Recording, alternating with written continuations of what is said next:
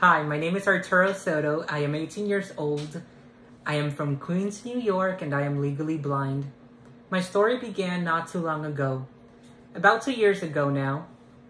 In January of 2020, a week before my 17th birthday, I told my mom that there was something wrong with my left eye. She asked me what it was, and the best way I could describe it to her was by telling her that I was seeing cloudy and foggy in my central vision. So we proceeded to go to my optometrist, who ran every possible scan and test on me. And afterwards, she told me that my eye was completely healthy. It was normal. She said that it was probably due to headaches and migraines. And for the following weeks and even months, we didn't really think too much about it. It wasn't until 3 months later, in March, when the pandemic was spreading like wildfire throughout the country and quarantine and lockdown had started, when I told my mom that my right eye had started to go bad as well. Same thing as my left eye. It started with seeing a cloud, foggy, in my central vision. So we went on to call doctors, and every doctor my mom called would give her the same answer. Ma'am, we're in the middle of that pandemic. We don't have any in-office appointments at the moment. It wasn't until my mom called the office of Dr. Robert Rothstein and explained to them the emergency that was going on that they said, okay, come in right away. We were in, I believe it was the very next day. And as soon as I went in, Dr. Rothstein began talking to me, ran tests on me, wanted the whole background, wanted to know what was going on. And after running every possible test, he told me that he wasn't sure what was going on. He didn't know what it was.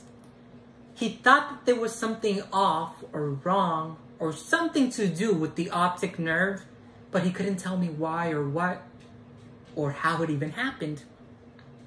But he told me, we are not going to stop until we get to the bottom of this. And let me tell you all that he was not playing.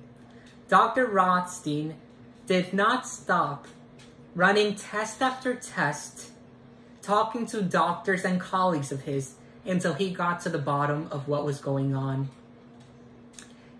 A couple blood tests later, a spinal tap later, and Dr. Rothstein decided to run a genetic test. This was the last test that was on the list and the last test that was left to run. Everything else had to come back negative. This test took 2 months to get back to us. Those were 2 months full of agony and anguish, full of frustration, full of confusion. In that time, I became depressed and sad, extremely upset, because I didn't know what was going to happen with my life. I didn't know what was going to come of me. I didn't know what my life had to offer anymore. And I thought that my dreams and goals that I had once dreamed of accomplishing were gone and had slipped from my fingers. For me, life as I knew it was over. It was July of 2020 when I was diagnosed with Leber's hereditary optic neuropathy. It is a genetic condition that affects mostly males. And bottom line was that I had finally gotten the answer to what was going on. It wasn't the answer I was hoping for or even looking, but it was the answer that would change life as I knew it. Leber's, or Leber's as many people call it, would change my life and would become a part of me. However, it would not become the defining part of me. It would just become a slice of a big piece of pie. What do I mean by that? Is that now, looking back, I was so depressed because I kept seeing myself as this disabled, blind man.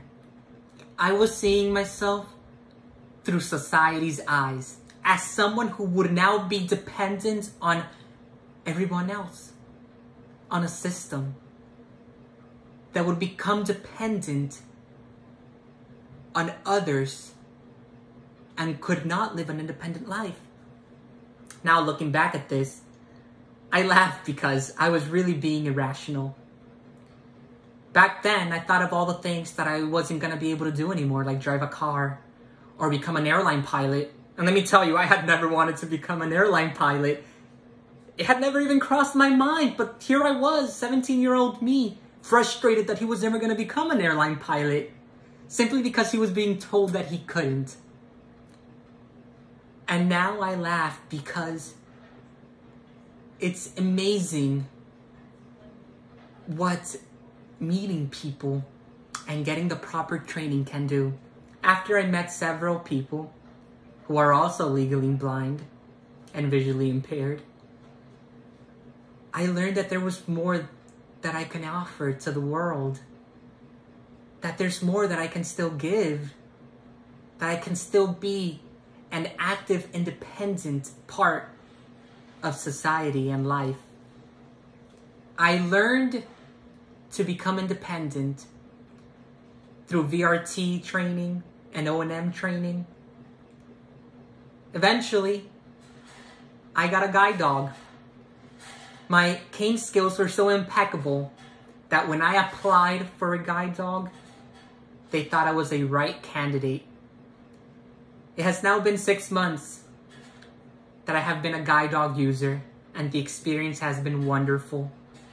And that is not all. 1 year ago, I would have never thought that I would be attending college. College was out of the picture for me. But thanks to all the training I received, thanks to my VRT and O&M instructor and my TVI, Mrs. Jill Fredicelli, I applied to colleges, and I am now midway through my first semester at Queens College. And not just that. Another thing that I thought impossible a year ago was being a part of the workforce. Working. And I even conquered that. I have been working now since, I believe, August at Common Point, Queens, a wonderful place. I work closely with the community, doing things I love, which is helping others. I found my place in the world. I found my spot where I can still give back, despite of my condition, because blindness is not an obstacle to success. Blindness is not a roadblock to where you want to go. Blindness is not a limitation. Blindness is just a concept that we put on ourselves. The space is the limit, and even that limit is being broken nowadays. People are going into space like it's nothing. The space isn't the limit for us anymore. We have to go beyond that, and we can. Blind folks and visually impaired people can do just as many things as sighted people can, and we can change the world too. I have started a group, an organization for students in the Department of Education in New York City. And my goal for this group is to empower the younger generations of independent, blind, and visually impaired people. I want to empower them to dream big and to strive to accomplish their goals. I want to empower them to become the best possible version of themselves without limiting themselves because of their disability. Your disability does not define you. It is a part of you. It is a slice of your big whole pie, but it is not what defines your identity and your being. And lastly, I want to end with a quote that resonated with me when I lost my vision. Helen Keller once said that the best and most beautiful things in the world cannot be seen or touched, but must be felt with the heart. And so I encourage all of you blind folks and sighted folks alike, to close off your senses for a bit, not just your sight, but the rest of your senses, and try to experience the world through a different set of lenses.